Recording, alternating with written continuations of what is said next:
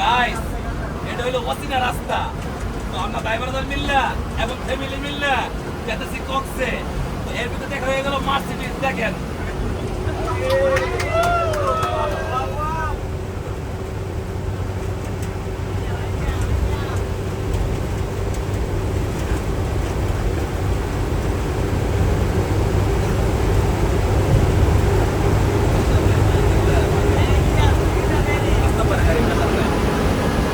আপনারা তো বোঝেনি 16-12 আমাদের হসপিটালটা কতটুক 180।